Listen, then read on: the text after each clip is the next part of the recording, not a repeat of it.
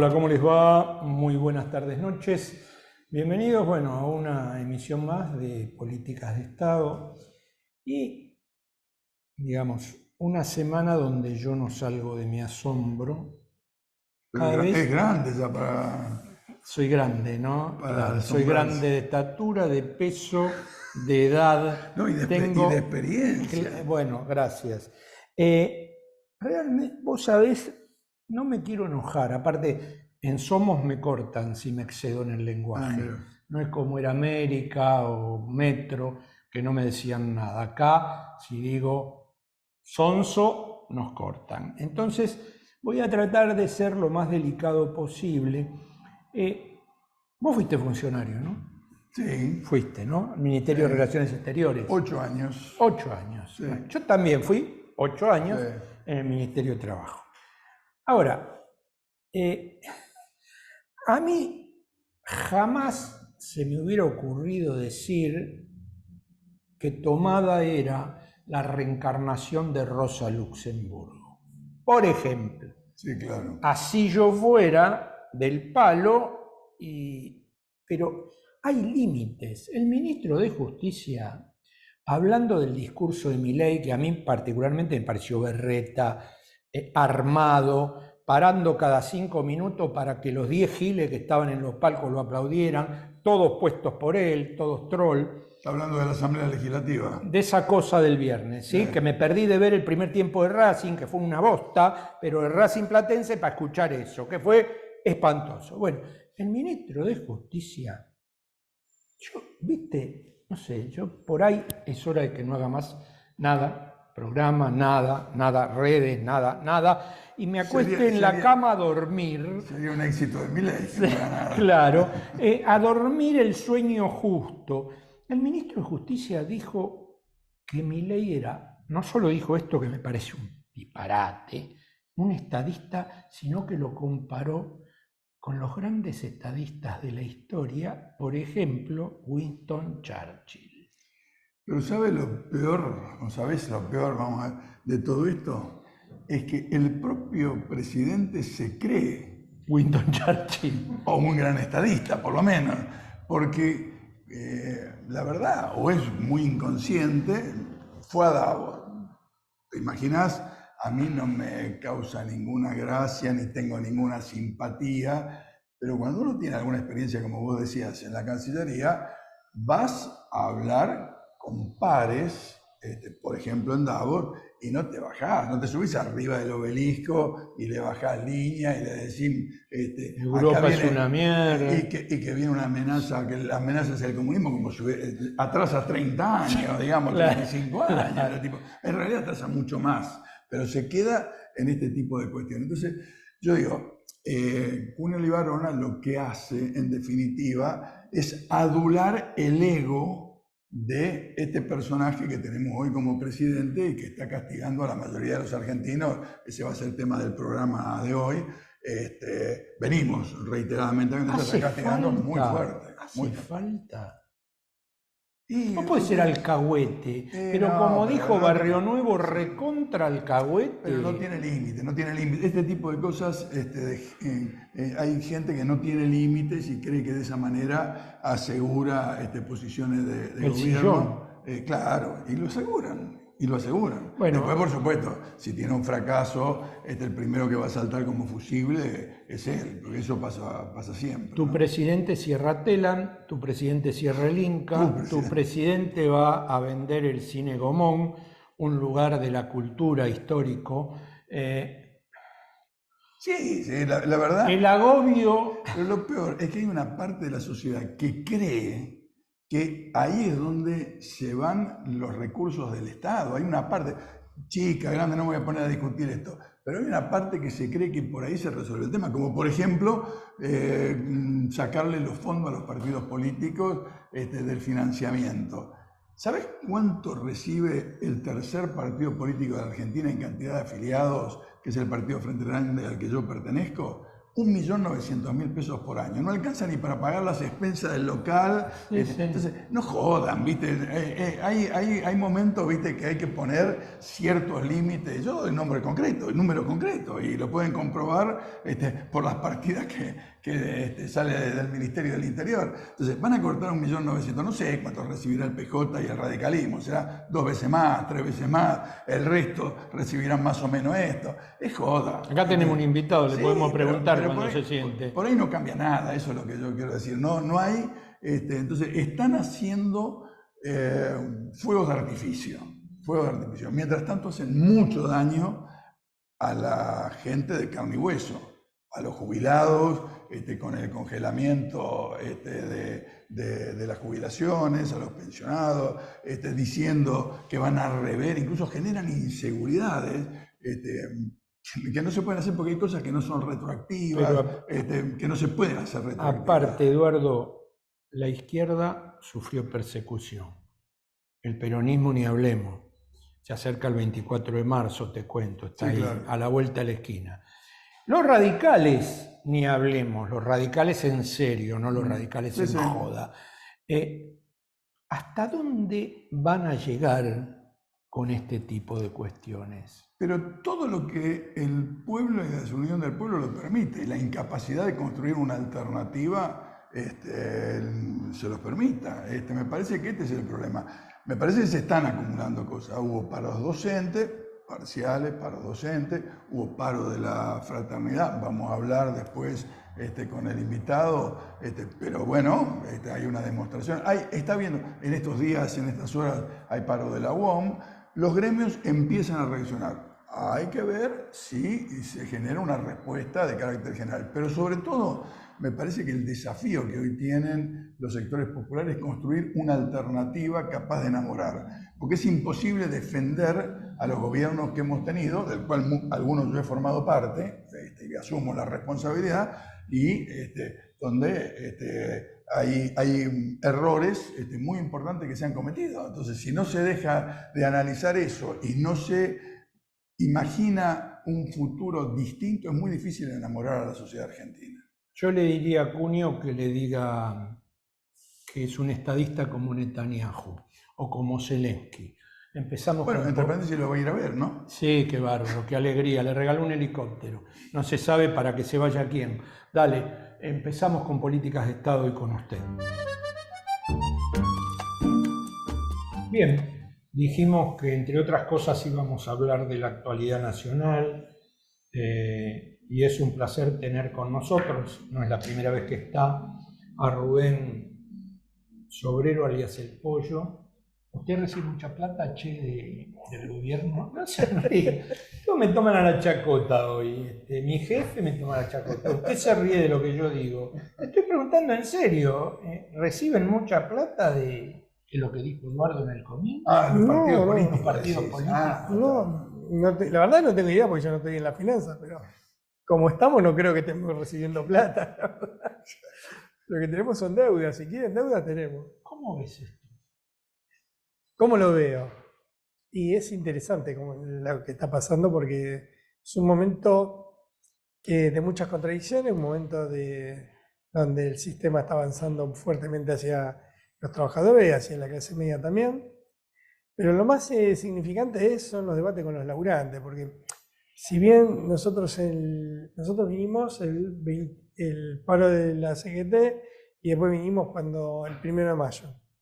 Y trajimos compañeros porque habíamos hecho un molinetazo con las asambleas populares, vinieron compañeros que habían votado a Milei, pero hay un sector todavía grande que, por ejemplo, el día que fue el paro de la fraternidad que nosotros acompañamos, me decían, che, pero no podemos parar, que esto y lo otro, recién hace 2 meses.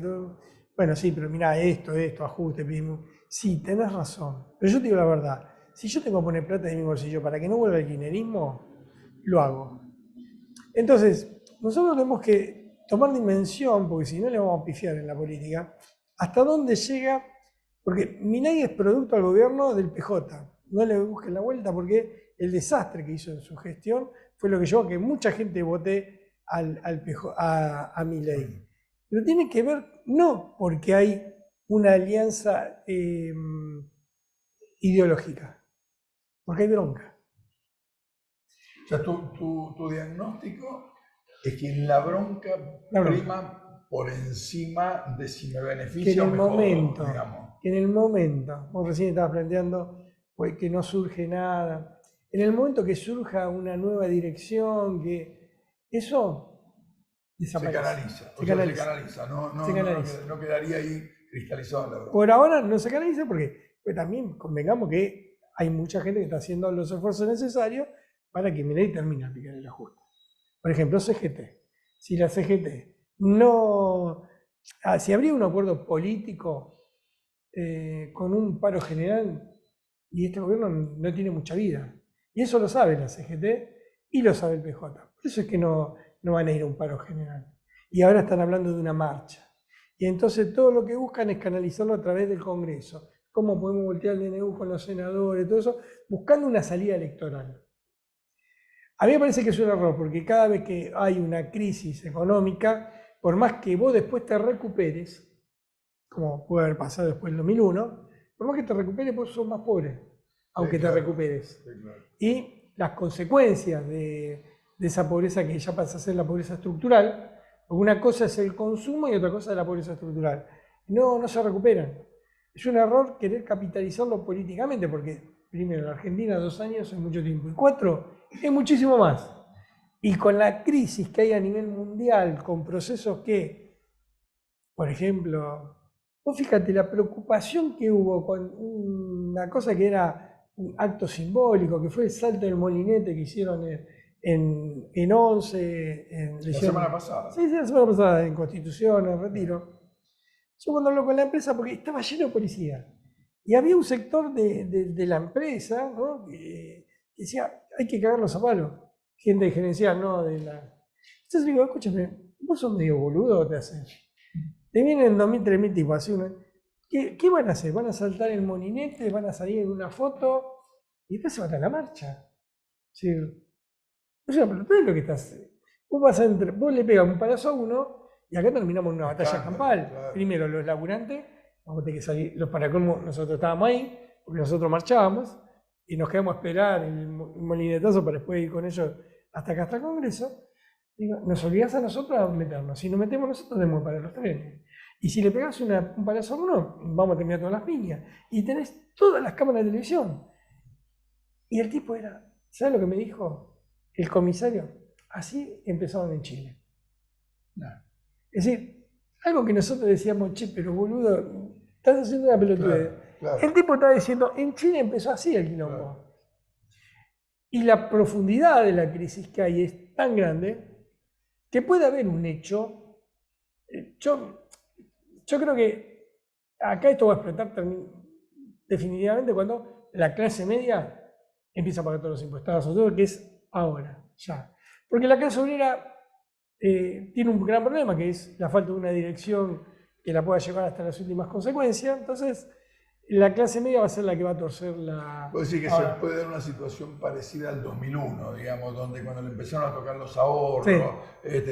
Cuando empezó a sentir la crisis en el bolsillo propio... yo no tengo la varita mágica. Creo que ese puede ser... Estamos pensando y ayudando a alguien que alguien piense con nosotros.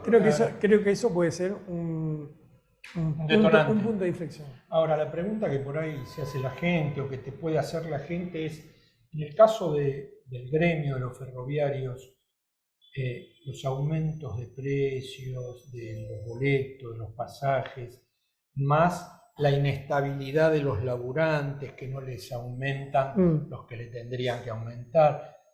¿Cómo pensás que camina esto? ¿Los rieles se van de los rieles o siguen caminando? Lo de los rieles es lo mismo que el movimiento obrero. Los únicos que se están movilizando hoy en la Argentina es la izquierda, nadie más.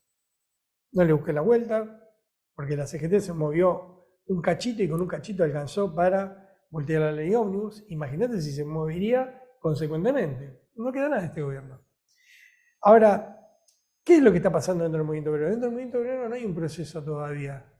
Están las conducciones, muchas, obviamente que no son todas, vos tenés gremio, camionero, bancario, yo lo vi a Ayer estuve hablando con Palazzo diciéndole que íbamos a ir cuando hicieran una marcha por lo del banco, Montelam. Hay algunas direcciones, obviamente, que están queriendo enfrentar, pero el grueso del movimiento obrero, las direcciones están controlando a los laburantes. ¿Y qué pasa? El laburante hoy ve una situación complicada, porque ve que su gremio no quiere hacer nada, ve la situación que todos los días hay de despidos, que yo qué sé, tuvimos despidos nosotros ahora en la terciarizada de seguridad, y como no se los despedían, sino que los cambiaban de nuevo, bueno, eso se conoce poco, Pollo. Sí aparecen, digamos, empleados públicos que están rajando, Sí. están cortando contratos, pero vos decís que en ámbitos como los ferrocarriles Hay miedo. hay sectores tercerizados que están siendo suspendidos. Digo, eso es importante Sí, que sí. se conozca. Porque Lo que la pasa es verdad que, ¿cuál es el problema? Como no los echan, a los reubican, ¿qué hacen? los reubican en otro lado. Obviamente, vos, si laburás en el ferrocarril, cobrás un plus de 20 lucas más que en otros lugares. El compañero pierde 20 lucas, para el compañero que gana poco, es plata. Entonces, los compañeros se bancan perder parte de su salario con tal de no perder el trabajo. ¿Por qué? Porque también, ¿qué es lo que ven ellos? Ven cosas concretas. Che, salió la fraternidad, ni siquiera la consignación obligatoria repetir. Es decir, y ahora seguramente sería un paro de 48 horas, no sé, supongo, porque por lo que escuché y que no sé si era ese u otro. Y el gobierno deja correrlo, porque no le importa. El gobierno este es un gobierno de clase, pero tiene una claridad. De clase, ¿a quién jode? A mí me joden al laburante, y entonces vamos a hacer que el enfrentamiento sea pobre contra pobre.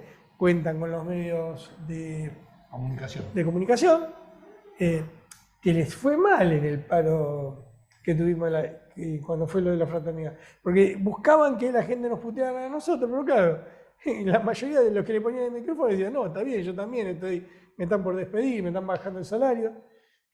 Entonces, vos tenés una realidad, que es, no le dan bola a los paros, no les preocupan, tratan de buscar el enfrentamiento, por ahora le está saliendo mal, porque es de conjunto el ataque, entonces de conjunto hay una reacción. Nosotros, ¿qué es lo primero que tenemos que plantear? Lo primero que tenemos que plantear es no a la pelea pobre contra pobre, sino ver cómo unificamos y cómo logramos acá. Yo lo que estoy esperando es, en cuando venga un vientito, nos llevamos puesto a varios dirigentes gremiales, a mucha gente, estamos esperando el momento en que los trabajadores digan, basta. Porque la clase media sí, pues, va a salir, como pasó en el 2001, pero el que te pone los puntos sobre las IES es el movimiento obrero. Ahora, vos percibís, yo noto que hay un cambio en el sistema productivo en la Argentina y un cambio en la situación de los laburantes, digamos, en ese sentido. Casi se transforma hoy en un privilegio tener trabajo en blanco. Tener trabajo en blanco. Tener trabajo en blanco, claro. Porque tenés un 50% de la población económicamente activa que labura de changa, que labura de cuentapropismo, que hace, que no tiene el sindicato, la protección, con todas podemos analizar las deficiencias y demás, pero bueno, hay una historia donde el sindicalismo, con su más o menos por presión de los laburantes o por iniciativa de algún dirigente, ¿no?, fue conquistando condiciones de trabajo dignas, ¿no?, o mejores. Ahí entra un problema que seguramente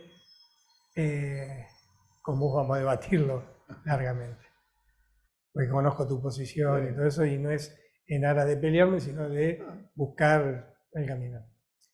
El problema de fondo es político, y el problema de fondo es el peronismo, porque el peronismo se abrazó a las ideas del sistema capitalista.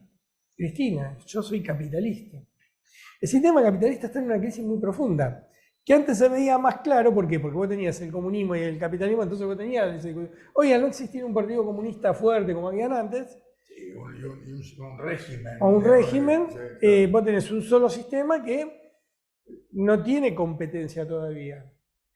Y si vos agarrás los últimos 40 años de democracia, el trabajador, y cuando ve la película, dice, el que perdió acá fui yo. ¿Por qué? Porque si bien hubo, desde que asume Kirchner hasta mitad del gobierno de Cristina, hubo mayor consumo, indudable. pero la pobreza no bajó. Es decir, sí había más consumo, que obviamente si lo comparás con ahora era el paraíso, pero el laburante lo que ve es que va perdiendo el poder adquisitivo y va perdiendo posibilidades. Por ejemplo, mi papá, que era obrero metalúrgico, se pudo comprar un terreno en Ciudadela, pudo hacer la casa y está bien, laburábamos todo en la casa. Pero teníamos... Aunque no te guste, gracias al peronismo. Pero es que, pero no, sí, pará. Que sí, pero claro que sí.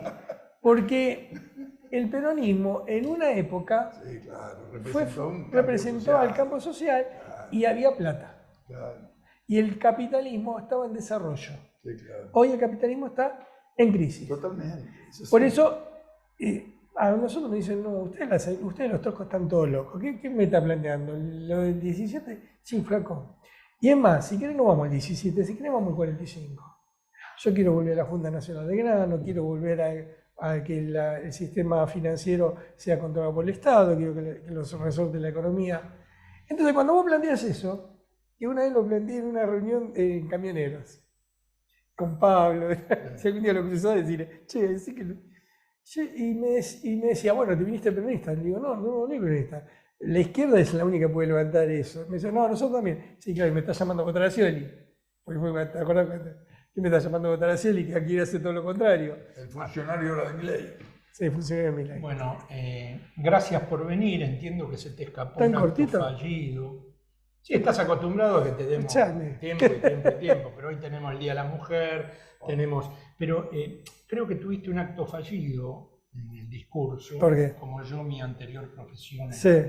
en descubrir los fallidos Sí. de los pacientes. A ver. Y porque dijiste, por culpa del peronismo, Cristina Fernández peronista, creo que te equivocaste.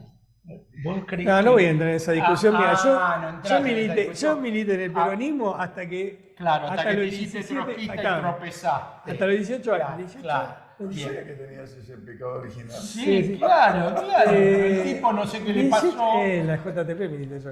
Hasta los 19 años. Claro, metió los dedos en el enchufe y se hizo trotskista. No, ¿sabés qué pasó? No Conocí a- confundamos peronismo con socialdemocracia. Conocí a una persona que me dijo lo que yo quería escuchar, que el otro día lo vi, está viejito, está grande, era Luis Zamora, que me dijo lo que yo quería escuchar. Y de ese día dejé el Un peronismo. tipo honesto. ¿Vos sabés que yo fui candidato con Luis? Sí, obvio, yo te voté así. Ahí está. Se juntaron todos los progres. Vamos a la pausa. Fue un placer tenerlo a Rubén con nosotros. Gracias. Claro, como siempre. Y nos metemos en el primer bloque del Día de la Mujer. Bien. Después de Rubén el Pollo Sobrero y su particular análisis, ¿qué? Lo noté bastante calmo, te voy a decir. Sí, para los que no lo conocen. sí, está suavecito. Sí. No parece trotskista, ¿vio? Creció.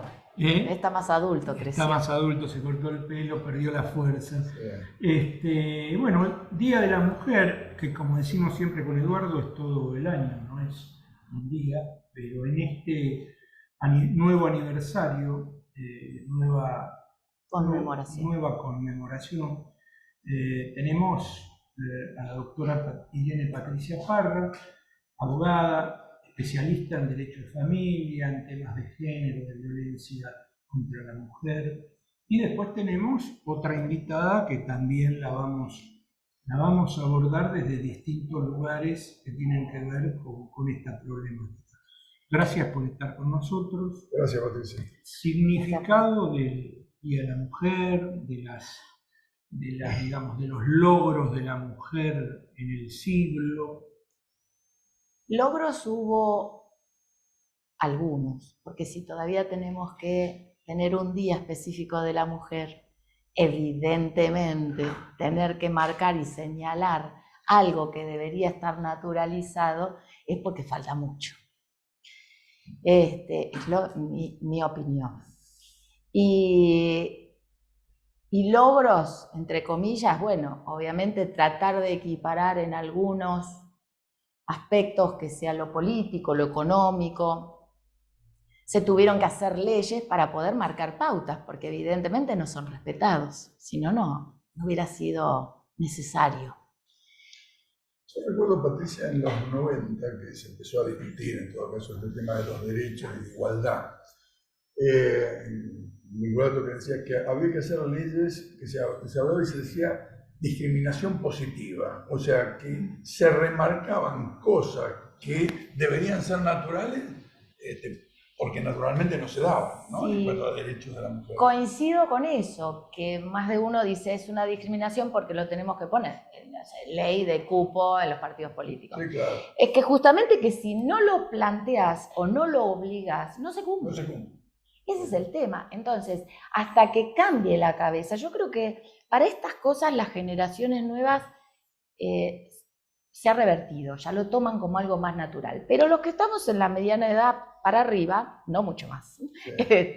Es difícil. Sí. Fíjate vos que en los lugares de poder o en los lugares donde se maneja dinero, son hombres. Y sobre todo en esta nueva etapa política, lo lamento por quien me escuche, les interesa nada. O sea, yo entiendo que en ciertos lugares tiene que ser ocupado por gente, por personas que tengan capacidad.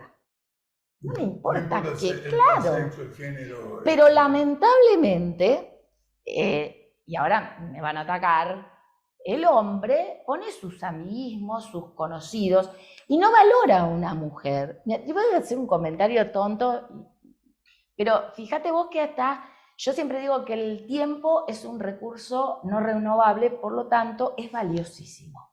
Porque lo que no vivís, sí, ya está. Lo perdí. Y se te va la vida, y la vida humana es valiosa. Hay una discriminación de la mujer respecto del tiempo, y vas a decir, ¿a dónde salís con esto? Pero lo leí y me pareció súper interesante. La mujer sale a trabajar, vuelve a la casa igual que el marido, la pareja, concubino o conviviente, como lo quieran llamar, para que no haya discriminación alguna. Y la mujer viene y se pone a limpiar, a cocinar, a atender a los chicos, a atender a sus propios padres, mientras que su pareja, varón, se pone a ver el fútbol. Claro, a ver, pero el tiempo es de ambos, o sea, también la mujer quiere sentarse, limarse las uñas o descansar o mirar su televisión, y no, tiene que venir a hacerlo. Y el hombre que le dice, pero vos pedime, no tengo que pedir. A ver, ¿qué hay? Hay una estructura mental que no se valora a la mujer en ciertos aspectos tan esenciales que tienen que ser naturales, pero Bueno, no está. yo te digo, ¿Cómo no. no vas a poner una ley? Sí. Sí, hay en otras cosas también se abusa totalmente. Entonces, lamentablemente tenemos que tener leyes, porque si no, no las cumplimos hasta que se hagan de la cultura. Exacto.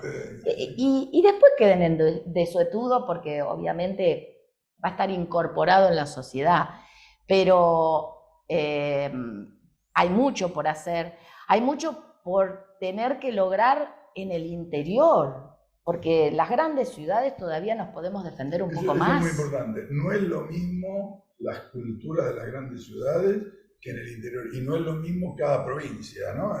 Totalmente. Hay discriminaciones o cuestiones, rasgos culturales donde la mujer está mucho más discriminada. Mucho más. Y fíjate vos que con este gobierno que ahora dice que va a sacar, no solamente ya sacó el INADI, sino que ahora va a sacar el INAI, organismo en el cual también, olvidemos de lo que es de la mujer, o sea, cuánto vinieron bregando los indígenas o los pueblos originarios porque se le respeten sus derechos naturales.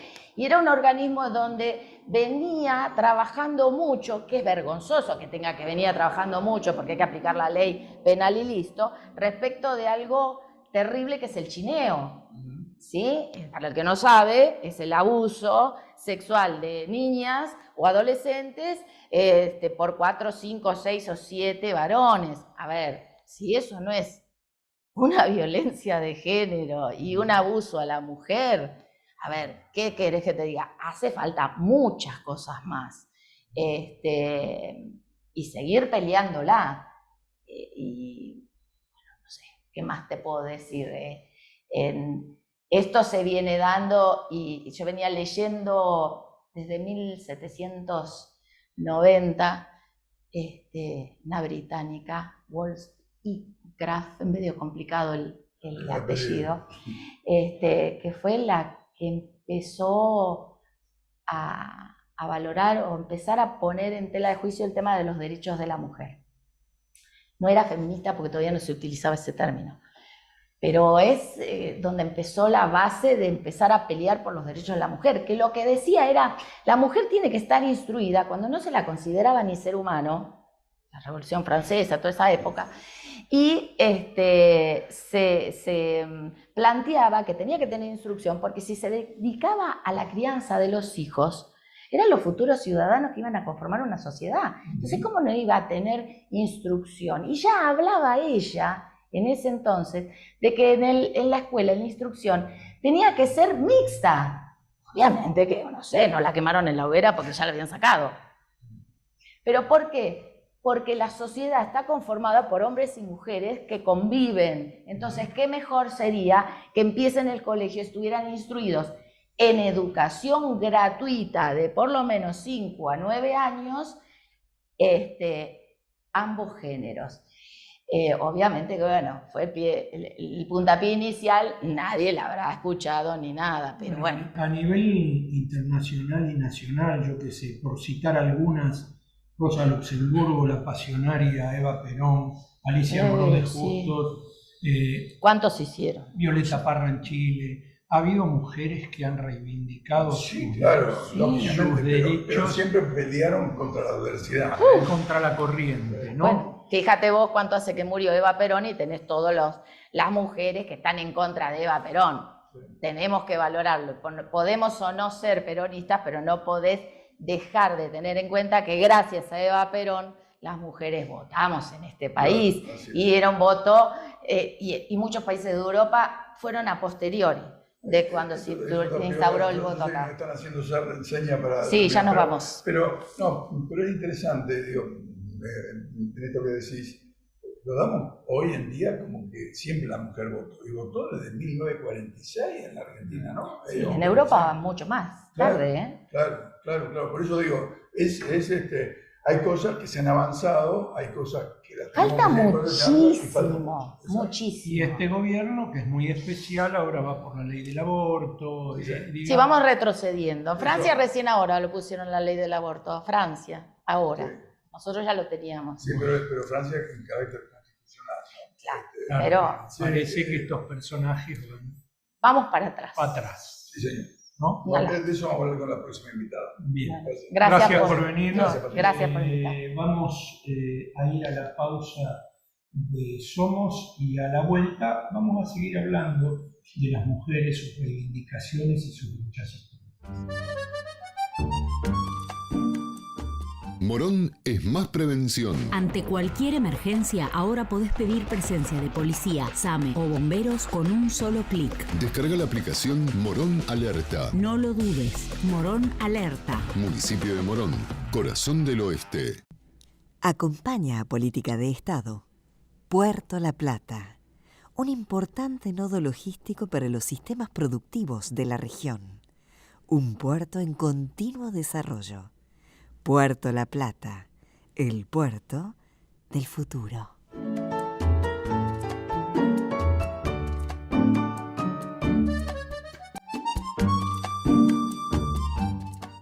Bien, antes que Eduardo presente a la invitada, quiero hacer una aclaración respecto a lo que habíamos anunciado la semana pasada, que era que iba a estar en el programa mi amiga mía, amiga de mi mujer, Susana Rinaldi, que ya la tuvimos en Políticas de Estado cuando recién empezábamos. Bueno, los años pasan para todos, Susana anda con problemitas de salud, pero quedamos en la posibilidad de llevarle una cámara a la casa, porque quién mejor que ella en el Día de la Mujer, que tuvo una vida muy dura, que fue exilada, yo la conocí en París, cuando yo también estaba por cuestiones de turismo allá, que ella pueda hablar un poco la semana que viene del Día de la Mujer. Presente a la invitada. No, tenemos, la verdad, la hemos tenido ya en el programa, pero sí, nunca en vivo. Nos está acompañando Estela Díaz, ministra de la Mujer y la Diversidad del Gobierno de la Provincia de Buenos Aires. Para nosotros es un honor tenerte y que nos ayudes a pensar sobre los derechos conquistados y los intentos de cercenamiento de los derechos, ¿no? Porque este es un poco el desafío que nos está planteando la actual coyuntura política y el gobierno de Milei. Así que gracias por estar. No, gracias por la invitación, un gusto, Eduardo. Y la verdad que sí, estamos viviendo un tiempo muy complejo, ¿no? Un tiempo que hay un ataque muy brutal y manifiesto, expreso, decidido desde el gobierno nacional al Estado en general, ¿no? Porque tenemos un presidente que ahora está dirigiendo, según él, una organización criminal, ¿no? Como ha definido él que es el Estado, tremendo, donde dice, bueno, ¿cómo se postula a alguien para presidir eso? Pero bueno, pero además que manifiestamente viene a destrozar el Estado, a desguazarlo, a desarticularlo, pero además que tiene como enemigas contradictoras así principales y elegidas el feminismo, las mujeres, la agenda de la diversidad sexual, llegando a puntos de negación, ¿no? De que exista la violencia de género, que existan las brechas de desigualdad laborales, bueno, todo lo que la evidencia científica, metodológica da cuenta a escala global, bueno, él dice que no existe, como tampoco el cambio climático, bueno, todas las barbaridades. Tenemos un presidente negacionista. Negacionista y además acá también se liga con algo de lo que él es negacionista del terrorismo de Estado, digamos, porque la discusión de los 30.000, espantoso, ¿no? En la apertura de las sesiones el otro día, ese supuesto chiste que hizo con un tema tan doloroso para la Argentina, tan cruel, porque hay mucha crueldad también en esto que está puesto en juego, hay negacionismo de los derechos humanos y la perspectiva de los derechos de las mujeres es parte de lo que para el universo Milei está mal, no existe, hay que clausurarlo, terminarlo, estigmatizar. Esa es su posición. Y voy a traer algo que también lo venimos pensando mucho y conversando en distintos espacios, que él también además se rodea de mujeres. Porque legitima... O sea que ese es un tema que llama la atención, porque él se rodea... Porque además ahí hay algo, ¿no? De que hay quienes actúan en lugar de su propia dominación también con mujeres, ¿no? Que actúan en ese lugar de renegar de derechos conquistados. Sí, la denigración. Y eso le da más legitimidad a ese discurso, porque lo profiere un varón. En general están muy calladas esas mujeres que tienen, no le conocemos la voz al jefe, que es la hermana, ¿no? Es una acompañante. Pero bueno, la verdad que hay un ataque absolutamente manifiesto. Acaban de decir que prohíben no solo la letra E o el lenguaje inclusivo, la ridiculización que ellos hacen de eso, sino que la perspectiva de género.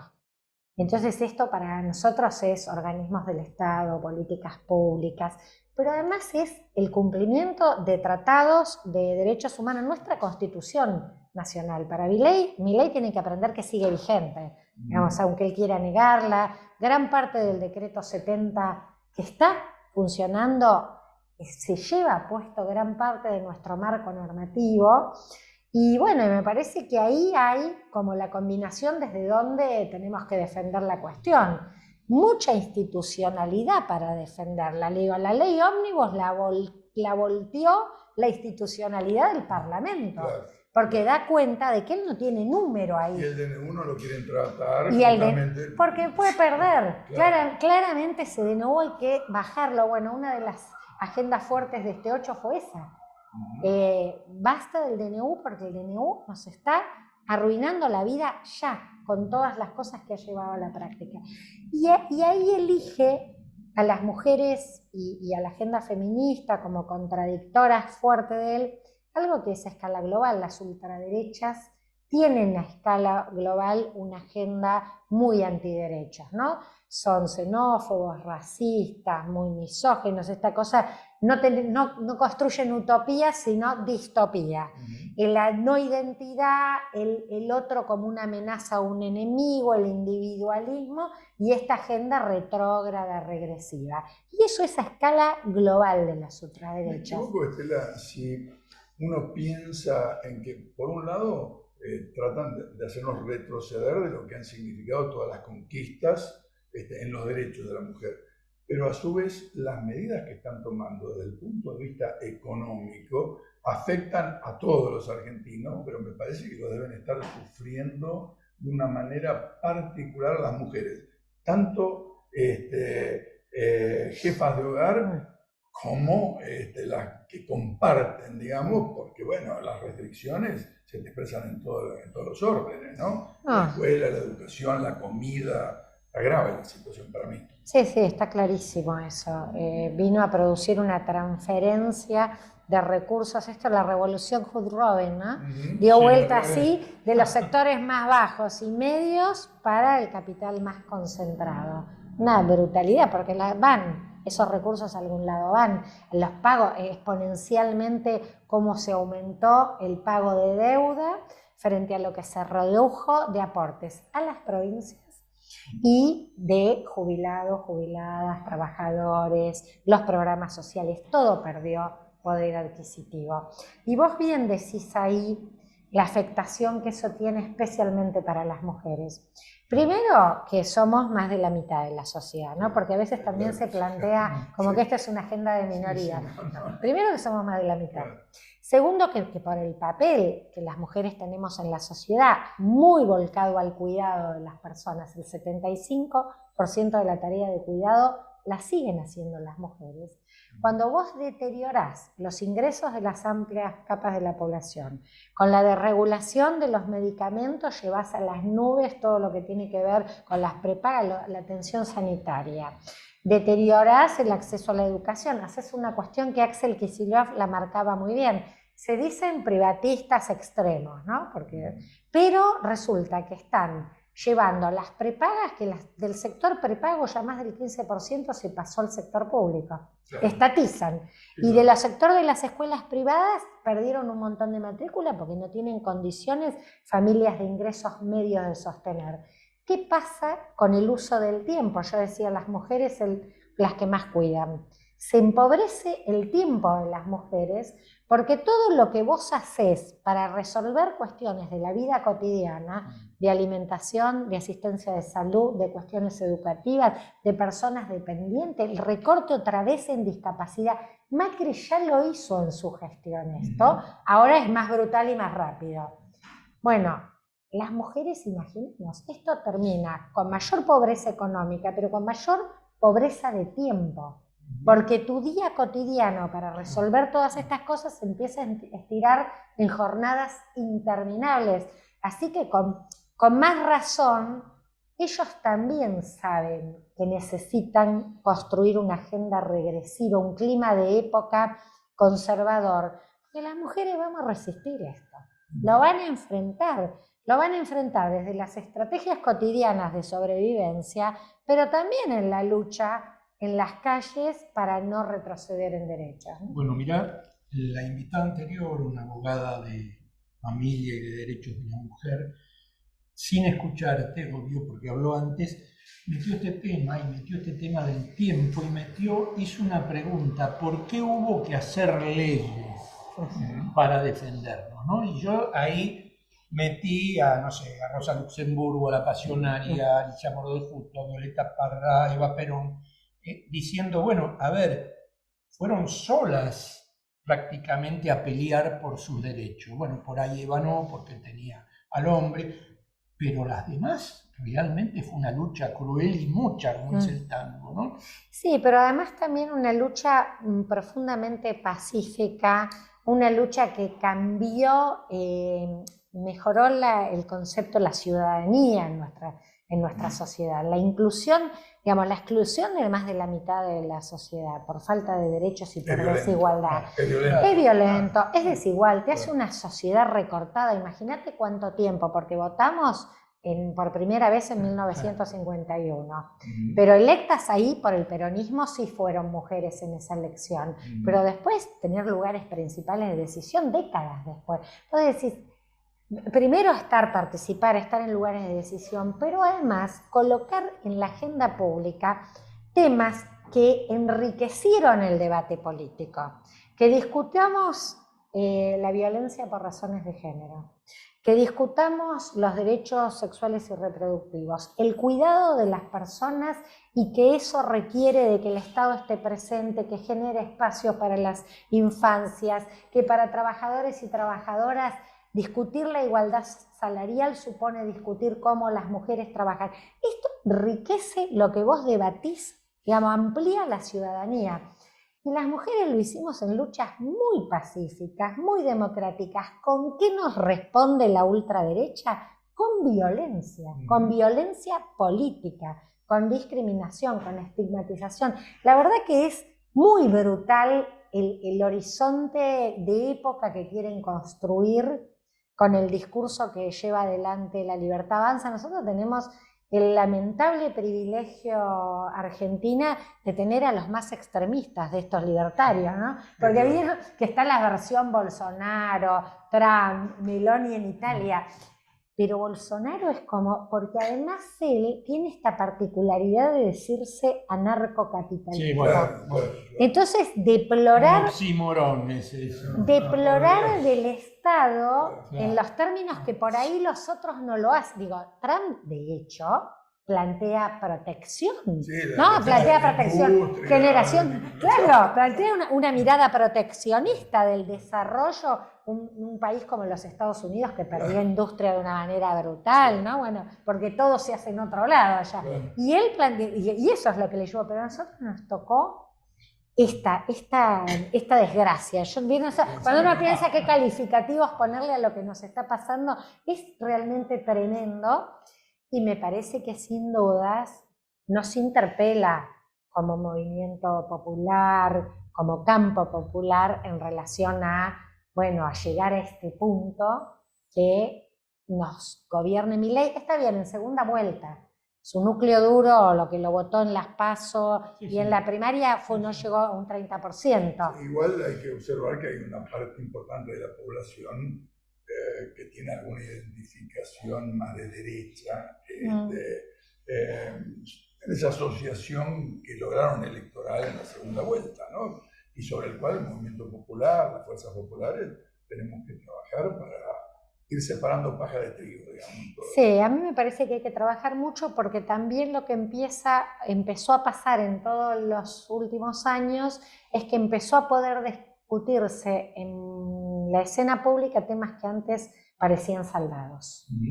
Y sin embargo tenemos no solo Milei presidente con las cosas que dice, sino una vicepresidenta de la Nación que no es que niegan los 30.000 desaparecidos, reivindican, eso es reivindicar el terrorismo de Estado.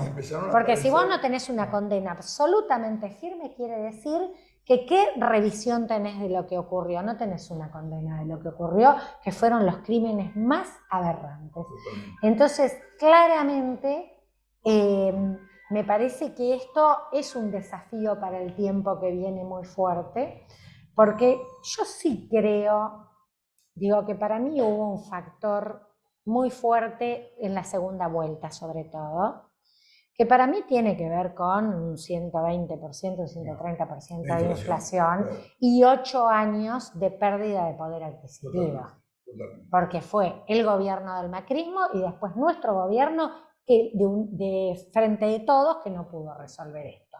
Yo quiero llevarte un poquito ese tema, pero el miércoles escuché que Milei estaría replanteando el tema de la ley del aborto. Y la verdad, me parece que hay una amplísima lucha de las mujeres y del movimiento popular por la legalización que hoy también se estaría intentando dar por tierra, ¿no? Sí, la verdad que es increíble que vuelva. Es una ley que fue décadas de lucha, de organización de las mujeres en todo el país. Yo fui parte de la campaña por el derecho al aborto desde su nacimiento en el año 2005 y fue construido un consenso para el cambio de ley muy grande en nuestra sociedad, a tal punto que vos fijate de estos temas que dicen, son polémicos, controvertidos. Sin embargo, nosotros en la provincia de Buenos Aires se sancionó la ley y pasamos de 190 consejerías que había en la provincia a más de 500. Una garantía de acceso a la práctica en todo el territorio bonaerense y una aceptación en el propio sector de salud, un acompañamiento. Así que la verdad que yo creo que no les va a ser fácil retroceder en ese plano, porque hay, ¿no? Hay una legitimidad muy fuerte construida en un proceso de enorme participación social. Estela, nos quedan 2 minutos. Ay, yo que la quería llevar a la política estricta, fuera de... Basta de política, hagamos como el presidente, volteemos la política y viva la libertad, carajo. Y después hace discurso como el que hizo el viernes, y el otro, el ministro de Justicia, que dice que se parece a Churchill. Estamos en Costa Pobre, donde cualquiera dice cualquier cosa. 2 minutos para cerrar el programa y para decirle a la gente en este día, en esta semana, un discurso a la gente en general y a la mujer en particular. Mira, yo señalar, sobre todo si lo planteo en primer lugar, desde mi función como ministra de Mujeres y Diversidad de la provincia de Buenos Aires, parte del gabinete de Axel Kicillof, que hay un fuerte compromiso del gobernador en la provincia de cumplir el mandato por el que fue reelecto, ¿no? Que es construir más Estado presente, un gobierno protector, fortalecer los lazos de solidaridad que no tenemos duda que son mayoritarios en nuestra población y que ahí las mujeres son actoras innegables de todas esas redes, tramas que responden a las necesidades del otro, al otro, esa cosa de empatía, de construir con el otro y con la otra. Y eso entenderlo como lo entendemos en la provincia desde el gobierno de Axel, pero en mi caso también como una militante de muchos años de la Central de Trabajadoras de la Argentina, del feminismo popular, que es también fortaleciendo mucho la organización popular y volviendo fuertemente a esta cosa más territorial. Nuestro gobierno también es muy territorial, ese es el mandato de Axel y me parece que en este tiempo mucho más, así que con esa fuerza para defender fuerte todo lo conquistado y seguir pensando que también podemos ir por más derechos. Clarito. Clarito. Muchas gracias, Estela. Nos vamos. Gracias por venir. Vamos al video del puerto. Vamos al video del puerto y nos despedimos. El sábado que viene vamos a ver si logramos que Susana esté a las 7 de la tarde, como siempre, por Canal Somos, Canal 7 Cablevisión. 517 de Flow y por supuesto por el canal de YouTube Política de Estado. Chao, gracias por permitirnos entrar en su casa. Hola Eduardo, hola Ariel, hola a toda la teleaudiencia. Bueno, una semana que estuvimos de acto, de festejo, fue muy lindo porque la comunidad respondió muy bien y festejamos que en el puerto de La Plata, en el año 1897, el 28 de febrero, desembarcó de vuelta a la patria el sable corvo de San Martín. Y ese sable fue el legado de San Martín a Rosas en virtud de la defensa que Rosas hizo de la soberanía sobre nuestros ríos y su navegabilidad. En sintonía con esto, y aunque parezca mentira, tantos años después, todavía estamos en una lucha parecida. De hecho, esta semana se ha reavivado, por suerte, y se están encendiendo otra vez las llamitas de la militancia y de la lucha por el Canal Magdalena. Hemos visto un documento de la Pastoral Social de la región capital de la provincia de Buenos Aires, un documento del Colegio de Ingenieros también de la provincia de Buenos Aires. Nos hemos manifestado nosotros, se han manifestado grandes personalidades que conocen este tema muy de cerca, básicamente porque hay señales desde el gobierno de que estarías dejándose de lado o no dando la importancia que merece la construcción del Canal de la Magdalena, que como siempre decimos debería ser una política de Estado, haciendo honor a este programa y a la necesidad de los argentinos. ¿Por qué?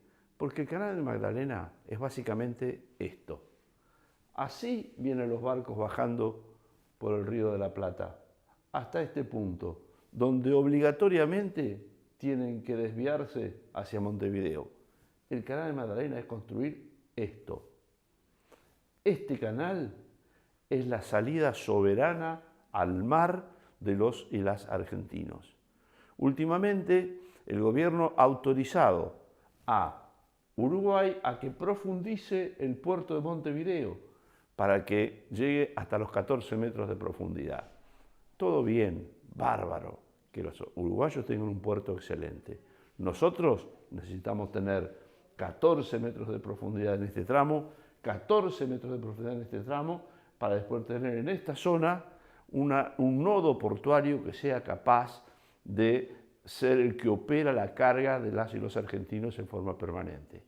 Porque si no, estamos condenados a pagar un peaje en Uruguay, un peaje a las empresas multinacionales que están asentadas en el puerto de Uruguay y quedar subordinados a las decisiones de las navieras internacionales. Podemos profundizarlo más en otras charlas, pero tengamos en presente esto. Volvemos a poner en foco la lucha por la construcción del Canal Magdalena, política de Estado para el desarrollo y el bienestar de las y los argentinos.